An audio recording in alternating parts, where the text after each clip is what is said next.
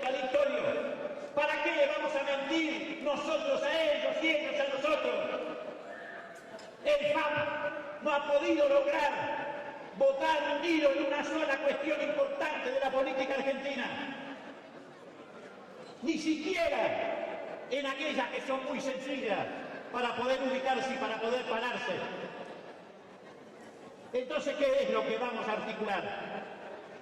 Lo que vamos a articular es una nueva defraudación que a nosotros no nos va a aportar nada. Nos podrá aportar algún concejal o algún legislador más, pero no nos va a aportar nada en materia de contenido. Ni que hablar de la última alianza con De Narváez. Esa ni siquiera llegó a la elección, nos rompimos antes. Y terminamos yendo, sin saber cómo, porque salió de la galera con dos fórmulas presidenciales, una encabezada por Ricardo Alfonsín y otra que nos cayó del aire, encabezada por Rodríguez Sá. Entonces dejemos de transitar ese camino que nos va cortando por fetas, como si fuéramos un jamón que cada día se achica más. Además, las elecciones parlamentarias no es una elección destinada a ejercitar el gobierno. En todo caso, si pensamos que podemos ser alternativa más adelante, probemos ahora si podemos encontrar caminos comunes. Y desde el punto de vista meramente práctico, porque no va a faltar el estúpido que salga a decir que tenemos esta posición porque queremos el aislacionismo para favorecer al gobierno, les quiero decir que si fuéramos todos por separado podríamos obtener mayor número de bancas que si vamos todos juntos. Pero el problema es que faltan, y en esto yo soy consciente, algunas condiciones. La primera de ellas, un debate profundo para ver si el radicalismo está preparado para esto. Y la segunda, descubrir si tenemos dirigentes que se hacen los guapos, pero que cuando los convocamos a encabezar una lista de la Unión Cívica Radical, se nos borran y prefieren hacer una alianza para subsistir. O si tenemos intendentes que están dispuestos a jugarse el sillón por la Unión Cívica Radical, porque hasta ahora nos han venido diciendo siempre y sistemáticamente: no podemos ir solos, porque ponemos en juego el territorio. No podemos ir solos, porque vamos a perder los lugares que estamos teniendo. Pero ¿cuál ha sido el resultado? No lo logran el otro partido. Pero perdemos igual los territorios, porque este argumento lo vengo escuchando. Cuando en la provincia de Buenos Aires teníamos 40 intendentes, se repitió cuando tenemos 30 y ahora tenemos 19. Quiere decir que es un argumento falaz. No mantenemos ningún territorio. Y fíjense qué pasó con los gobernadores. ¿Cuántas gobernaciones han quedado en manos de la Unión Cívica Radical? Prácticamente ninguna. Quiere decir que es un argumento que nos sirve y funciona. Vamos a mantener, incluso a hacer crecer el territorio, el día que volvamos a ser un partido nacional, no un partido municipalizado. ¿Cómo vamos a pensar que el radicalismo que tiene en la provincia de Buenos Aires representación en 137 distritos puede ser el partido de 19 intendentes? Que seguramente en el 2015, si seguimos en este camino, van a reducirse mucho más. Entonces son cuestiones para reflexionar. Yo sé que es un debate que recién empieza. Es más tentador, creyendo que vamos a sobrevivir, meternos en una alianza. Es mucho más tentador. Los que nos metieron en una alianza conservadora ahora van a decir que tenemos que ir a una alianza progresista. Y tal vez alguno que puede ser concejal, legislador, puede naturalmente y legítimamente hacer un cálculo de cuál es el camino más corto. Pero me parece que tenemos que hacer un debate más profundo. Algunos con algo de razón dicen, si vamos solo podemos acelerar el proceso de desaparición del radicalismo por un mal resultado electoral. Otros dicen, o decimos, si vamos solos podemos galvanizar al partido. Las grandes batallas son las que juntan. No nos cuesta tanto reconstruir un relato político, porque tenemos en nuestra historia elementos suficientes como para poder exhibirlo y hacerlo competir con cualquier otro relato político. Porque nosotros nos quejamos de que el gobierno quiere imponer un relato, pero hay que quejarse de que nosotros hemos resignado y entregado nuestro propio relato, porque si no el de ellos no tendría el brillo que en apariencia tiene. Pero esto implica, entre otras cosas, también tener una mirada diferente sobre lo que ocurre en la realidad argentina. Miren, yo soy de los que creen que el radicalismo se equivoca. Escuchen bien lo que voy a decir, interprétenlo. Total, yo tengo trayectoria suficiente como para que no haya equívocos, y menos de algunos que se hicieron kirchneristas en el 2003 por un cheque.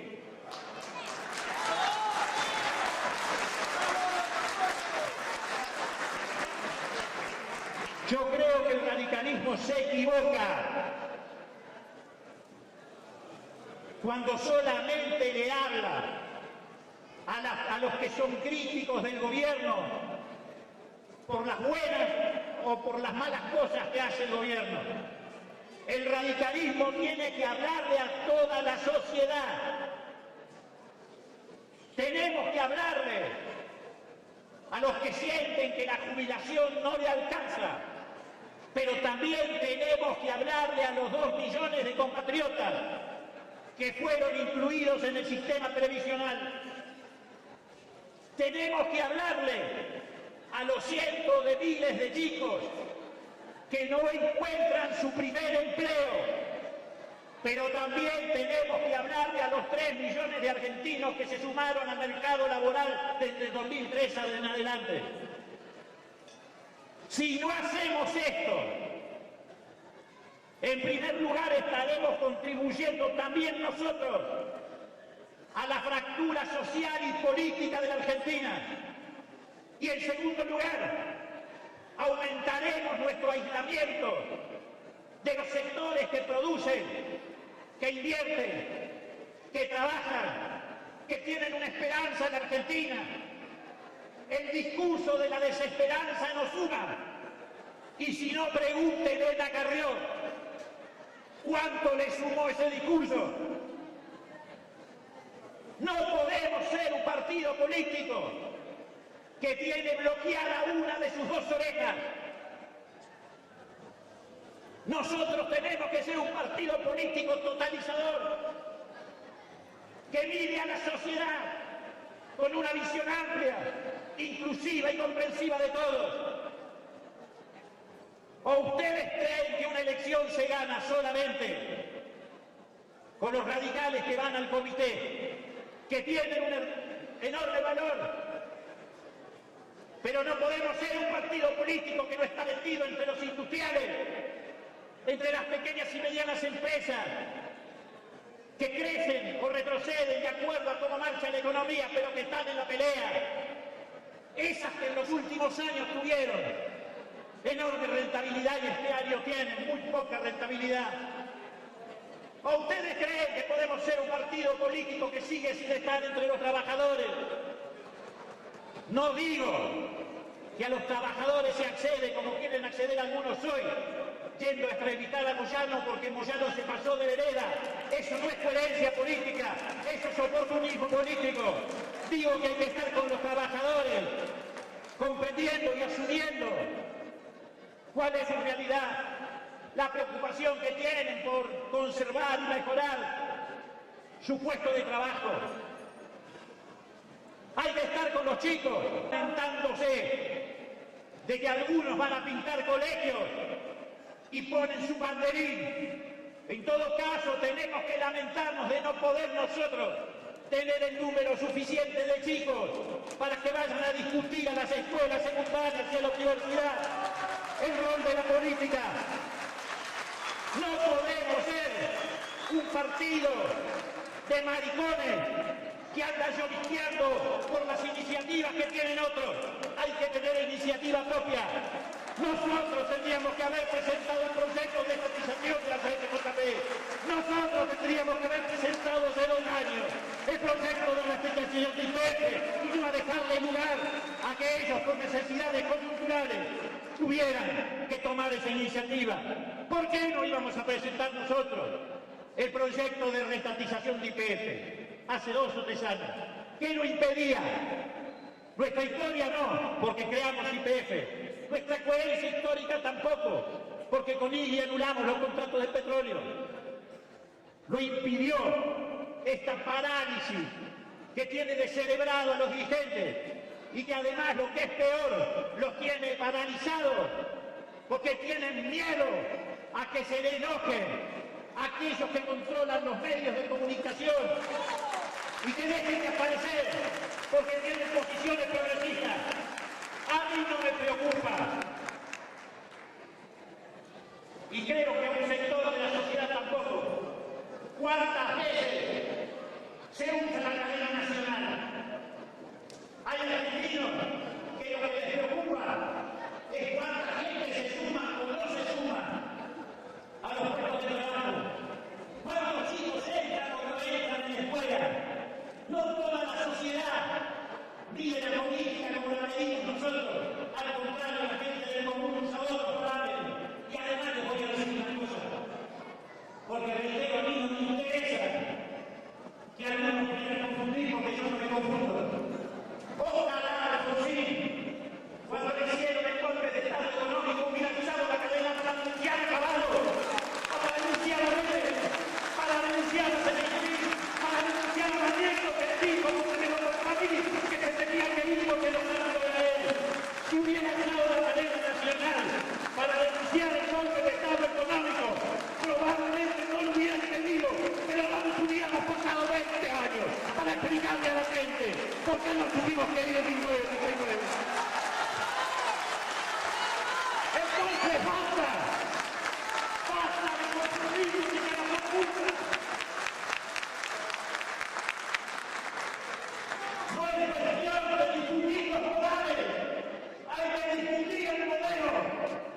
Si es que queremos hacer una construcción política que no sea testimonial, nos puede llevar tiempo. Seguramente nos va a llevar tiempo. Pero daremos la batalla. Yo no puedo asegurar el resultado final, pero sí les puedo asegurar que daremos la pelea. Y en la vida, cuando uno nace, no tiene asegurado el final. Por eso siempre en la vida lo importante es dar la pelea. Y el radicalismo, no sé si está o no frente a la coyuntura de su desaparición o de su permanencia, pero tenemos que dar la pelea. Cualquiera sea el resultado final, la tenemos que dar por nuestras convicciones, por nuestra historia. Miren, hace unos días atrás, el 6 de septiembre, creo que fue el jueves, se cumplieron 82 años de la caída de Hipólito Yrigoyen. Miren qué vigencia tiene Yrigoyen, que sigue siendo hoy una referencia. Por eso yo dije que era un caudillo inmortal, porque no solamente es referencia del radicalismo, también lo usa el peronismo como referencia, lo usan las mayorías populares como referencia. Pero Yrigoyen no llegó a ser una referencia, porque la casualidad lo puso ahí. Irigoyen es una referencia porque supo interpretar al movimiento popular argentino en esa coyuntura, porque lo supo conducir, porque le dio conducción estratégica y sobre todas las cosas le dio coherencia. No fue fácil el camino de Irigoyen. Antes de derrocarlo, un año antes, a pesar de que no existían medios audiovisuales como existen hoy, a él también la oligarquía y los grupos concentrados le hicieron una campaña de desprestigio para crear las condiciones que dieran lugar a ese golpe nefasto. Decían de Irigoyen que era un viejo libidinoso, que citaba maestras en su despacho para firmarles el nombramiento a cambio de poder tocarle las piernas. Decían de Irigoyen que era un viejo gagá que no sabía lo que estaba pasando en la Argentina y que los colaboradores le escribían un diario.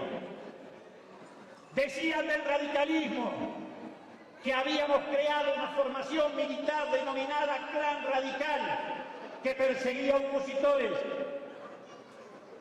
Calificaron a Irigoyen como el peludo para asociarlo a ese animal feo que se mete adentro de la cueva y está todo el día metido ahí.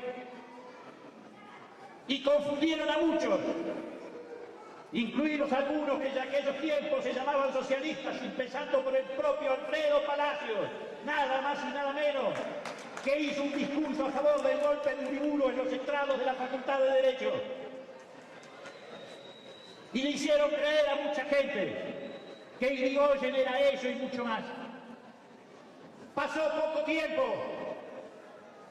y muchos se dieron cuenta de su equivocación. Muchos se dieron cuenta que detrás de esa campaña estaban las 7 hermanas, las compañías de petróleo. Por eso se dijo que el golpe tuvo olor a petróleo, que se vieron afectadas porque Irigoyen había decidido nacionalizar los hidrocarburos. Y entonces después, esos arrepentidos se volcaron al entierro de Irigoyen, que reunió la multitud más importante que se juntó en la Argentina de esos tiempos. Pero ya era tarde. Irigoyen había caído. Se perdió el gobierno popular y detrás de eso vino fraude, represión, entrega del patrimonio nacional. Y volvió a pasar con Ilia. Ya no es parte de la historia, muchos de ustedes lo vivieron. Lo mismo. Decían que era la tortuga, otra vez otro animalito que vive la mayor parte del tiempo metido adentro de su cáscara. Dijeron que favorecía el desarrollo del comunismo. Dijeron que atrasaba a la Argentina porque tomaba decisiones con lentitud.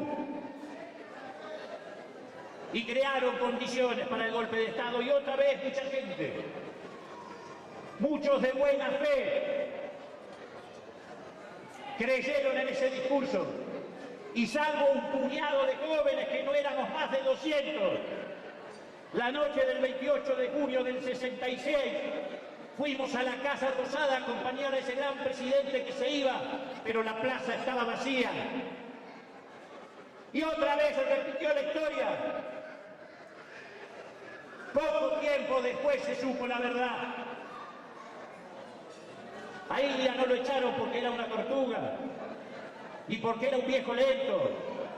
A Ilia lo echaron porque él un día echó al embajador de Estados Unidos de la Casa de Gobierno cuando vino a decirle que no podía anular los contratos de petróleo. A Ilia lo echaron porque no mandó tropas a Santo Domingo. A Ilia lo echaron porque hizo la ley de medicamentos y los laboratorios extranjeros financiaron la campaña de acción psicológica contra el gobierno radical. Pero cuando llegó la reivindicación de Ilia, 20 años después. Y pasó lo mismo con Alfonsín. No le hicieron un golpe de Estado militar o cívico-militar, porque ya a esa altura el gobierno radical había terminado con la cultura del autoritarismo, y habíamos terminado con los militares como corporación, y habíamos hecho retroceder a la Iglesia, que siempre daba la justificación espiritual, no solamente para los golpes de Estado, sino a veces para la tortura y la desaparición de personas, en esto que juntaba la cruz y la espada. Un gran título de un libro de Aguirre, al que se le borró la memoria, y ahora es la pluma de la derecha y de los conservadores en Argentina. Y entonces, no hubo un golpe de Estado cívico-militar, pero sí hubo un golpe de Estado económico. Y tuvo que pasar 25 años hasta la muerte de Alfonsín para que la sociedad argentina lo reivindicara. ¿Qué quiero decir con esto? Quiero decir que los radicales no podemos perder de vista de dónde venimos, ni quiénes somos. Se ha dicho en esta tribuna, hay mucho para decir, sin caer en la anécdota facilista. Mucho para decir. Acá se dijo algo, por ejemplo, respecto a la educación. Efectivamente, el gobierno debe explicar por qué si se dedica el 6.5 del Producto Bruto Interno a la educación, que es la inversión más alta de la historia. ¿Por qué? Ahí están los bomberos, no sé por qué están tocando la sirena. O los mandó Santiago, se está incendiando el Banco Grande. El gobierno debe explicar por qué, si además de dedicarse el 6.5 del PBI a la educación, también hay 1.000 escuelas nuevas construidas, 330.000 maestros en la provincia de Buenos Aires, que representa la mitad del sistema educativo. Resulta no solamente que tenemos baja calidad educativa, sino que los hijos, y sobre todo los hijos de los pobres, se tienen que ir de la escuela pública a la privada y perder una parte del salario para tener que pagar mejor educación. Es incomprensible y tiene que explicar por qué el sistema de transporte funciona como funciona, y tiene que explicar por qué la asignación universal no es universal. Pero son los temas que nosotros tenemos que poner en la agenda. Nosotros, no la nata, que también tuvo un programa en la época de Menem que se llamaba Día D, donde también hacía antipolítica. Nosotros tenemos que construir la propia agenda.